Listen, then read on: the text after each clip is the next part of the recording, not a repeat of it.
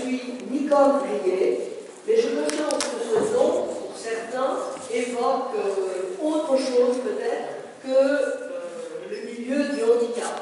Alors oui, j'ai exercé dans ce diocèse dans le domaine de l'enseignement catholique. Voilà. Et vous m'avez peut-être connu dans l'un ou l'autre coin de ce diocèse parce qu'il y avait une école catholique. Voilà. Mais je suis à la retraite depuis déjà 12 ans de ce métier de l'enseignement catholique.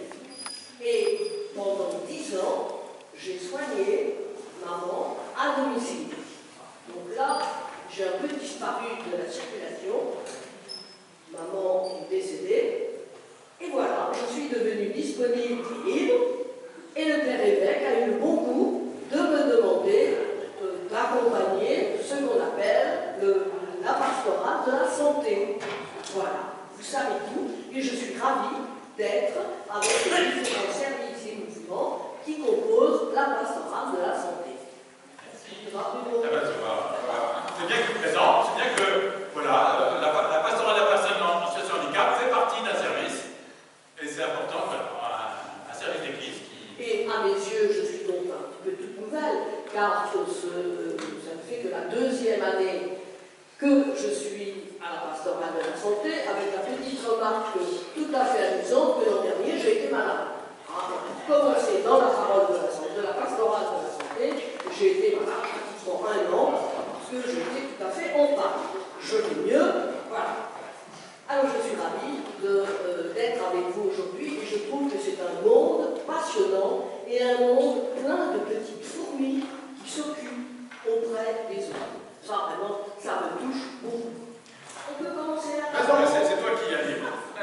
Bien, alors justement, ça me touche beaucoup et moi depuis ce matin, je suis un peu bouleversée par tous les témoignages qu'on entend et j'ai envie de demander, alors là, les uns après les autres, mais qu'est-ce qui vous fait tenir?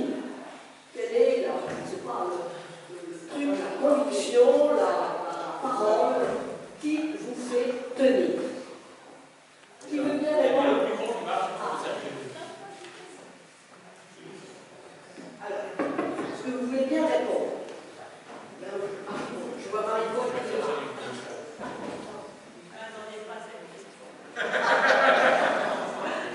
Je ne m'attendais pas à cette question.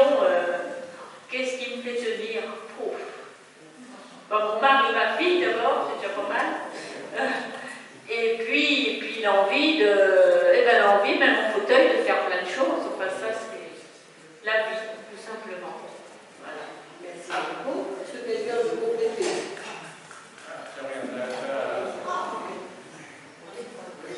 Moi, ce qui me fait tenir aussi, c'est la foi, la rencontre avec Marie que j'ai eue à la grotte. Et toutes ces. Enfin, au moins 5 à 6 fois par semaine, je récite mon chapelet avec Marie. Et dans mes pleurs et dans les périodes noires, voilà, je trafique Marie. Merci.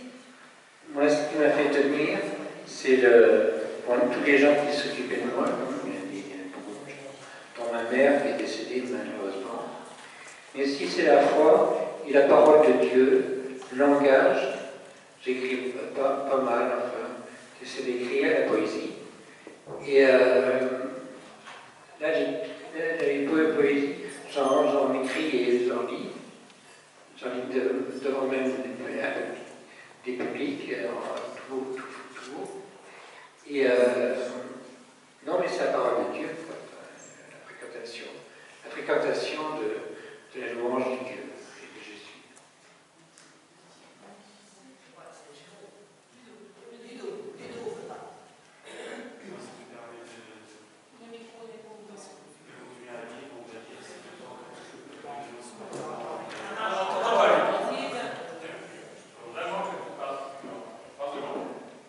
Moi, ce qui me permet de tenir, c'est de croire que demain sera toujours un jour meilleur les uns après les autres.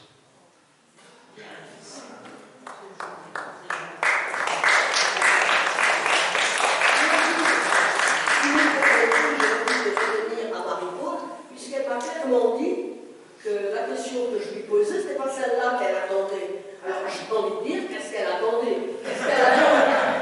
Qu'est-ce qu'elle avait envie de nous dire? Et puis si, ce matin, elle nous a quand même, elle a amorcé la pompe sur le thème du conseil municipal, où elle nous a dit qu'elle participait à un conseil municipal, mais elle a dit, je m'arrête, je continuerai cet après-midi.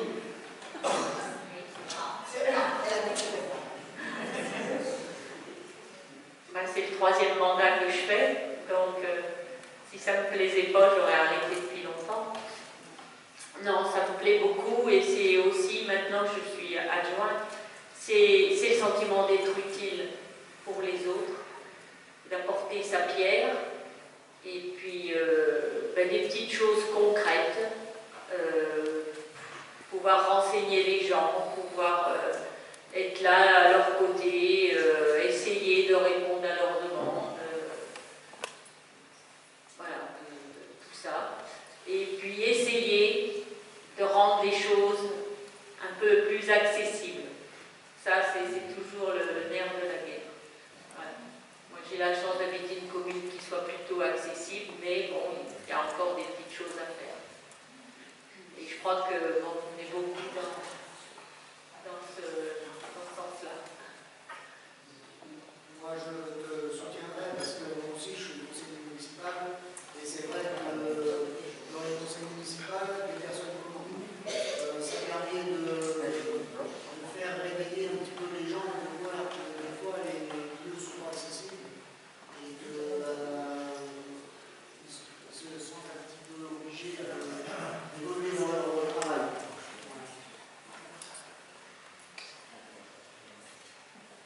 Je répondis en reposant une autre question, c'est à tous, quel est le souhait que vous formuleriez pour que vos conditions de vie soient un peu plus faciles, un peu meilleures? Qu'est-ce que vous aimeriez qu'il soit fait? Alors, à court terme, à moyen terme, à plus long terme. Que les locaux publics soient accessibles à tout le monde. Qu'on n'ait pas à téléphoner, enfin moi je prends mon exemple personnel, si je dois aller à tel endroit que je ne connais pas, mince, il faut que je téléphone parce que je ne suis pas sûre de pouvoir y aller. Ça, il faudrait que dans les 20 années qui viennent, ça n'existe plus. Tout soit accessible. Je sais que c'est peut-être un rêve, mais c'est frustrant pour la personne handicapée. Et quel que soit le handicap. Et bien souvent, c'est des freins. Et bien souvent, c'est des freins. Ça, c'est ce que disent les amis.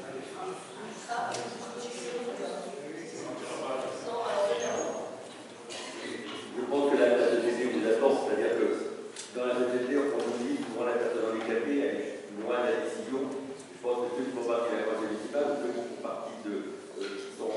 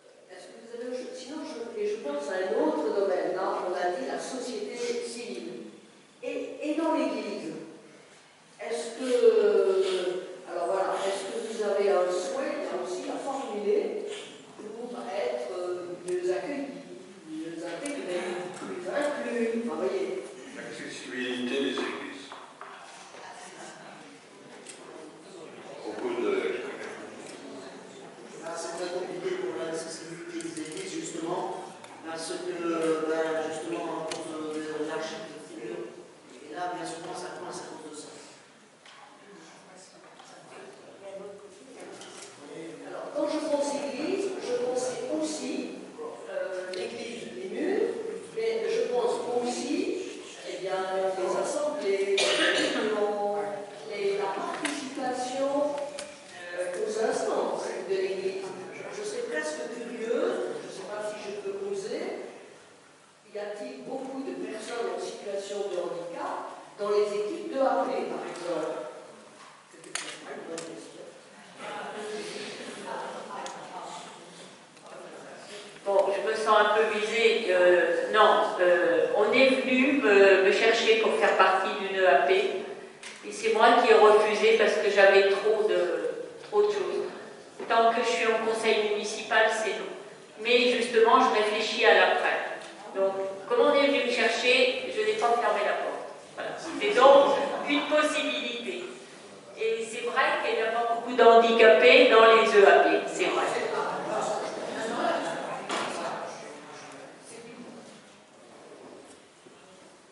Ce qui pourrait peut-être être aménagé dans nos églises, c'est l'acoustique et les micros. La preuve. Moi, je voudrais rajouter quelque chose, c'est au niveau de la communauté, qu'elle accepte que les personnes qui pourraient lire, par exemple, même si elles ne lisent pas trop bien, si elles ne mettent pas les points ou les virgules, etc., mais qu'on les accepte et sans rechigner. Moi, je l'ai rencontré, ça.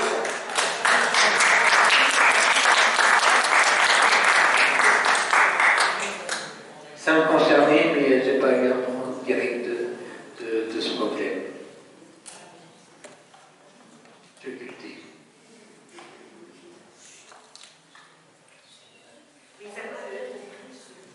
Alors, Jean-Philippe disait que, parce que je voulais parler entre autres de Jean-Philippe, quand je l'ai fait lire la première fois, on m'a demandé si je ne pouvais pas choisir quelqu'un d'autre. Ça, je vous le dis. Et je pense que, justement, c'est à nous, communauté ecclésiale, d'accepter celui qui ne va pas bien parler, qui ne va pas bien prononcer, et puis, au contraire, d'être joyeux avec lui